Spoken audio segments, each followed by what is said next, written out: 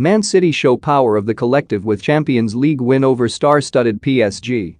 Amid all the geopolitical dimensions of this game in Manchester and the great stars on show, it may go some way to setting up one of football's little quirks. What price Mauricio Pochettino's Paris Saint-Germain meeting in interim's Manchester United in the Champions League last 16?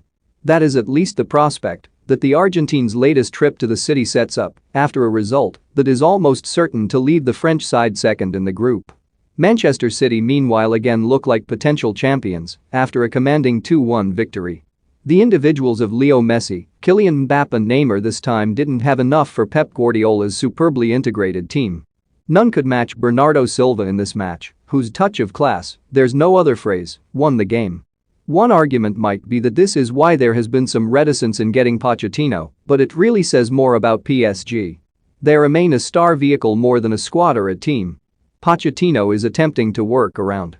There was also a period, as PSG led 1-0, as it looked like the type of performance that both Manchester City and the rest of the city of Manchester have seen before. It could have gone very like the first game, which was a 2-0 win to PSG. As it was, City ensured a different outcome. That in itself is pointed, even as a mere point separates them at the top of the group. For all that, the two clubs form one of the biggest issues in football. With how states own them for sports-washing purposes, they also represent two different sides of what you do with that. It also represents the divide that defines the top of the Champions League right now. City are a collective system. PSG are a collection of individuals, albeit three of the finest individuals to have played the modern game, one of them maybe the greatest ever. The match consequently took on that predictable complexity. There were long periods when the City machine worked into gear and looked to work the amassed PSG defense all over the pitch. That led to a flurry of chances, especially in the opening stages. Rodri had a header cleared off the line. Riyad Mahrez had a shot deflected over the bar. Ilkay Gundogan hit the post. Against that kind of chaos, around 30 yards up the pitch, PSG's stars were mostly ambling around in a curious serenity. It can look absurd, but perhaps offers a logical explanation as to why players like Ander Herrera and Idrissa Gueye are suffering muscle injuries after just an hour. They and the rest of PSG's other 7 have to do an awful lot of running to compensate for the lack of it up front. Keylor Navas meanwhile must stand very strong, something he does with impressive consistency. One save from Gabi Jesus was superb.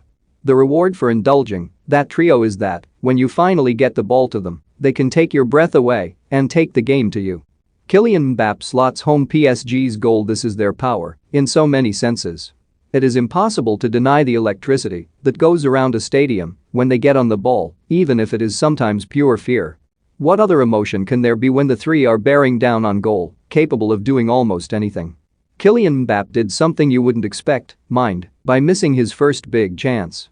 After Neymar had put him through in the first half, in an eventual reprieve from the City onslaught, the French star swerved the ball well over the bar. He was merely finding his range, though. By the 50th minute, after another surge from deep, Mbappe was putting the ball through Ederson's legs with the type of finish that has become so familiar. Messi had been the architect, moving onto Neymar's dummy before working his way into the box to play a ball that eventually fell to Mbappe. The manner of it spoke to another difference between the sides. While PSG are all surging runs and flashes of individual inspiration, City are all coordinated moves. Their 2 goals duly came from the sort of move that looked so rehearsed, a result of so much preparation. Both came from crossfield balls that exploited a clear gap behind PSG lines to offer an easy finish after impressively good work. For the first, it was Rodri's ball. Kyle Walker still had to fight to force the ball through, allowing Sterling to prod in. Raheem Sterling scores City's equalizer for the second. Mere minutes later, it was another divine Cancelo ball. Even that was a mere supporting act for the main event, though, which was Bernardo's exquisite touch. He took all fizz out of the ball with gorgeous finesse,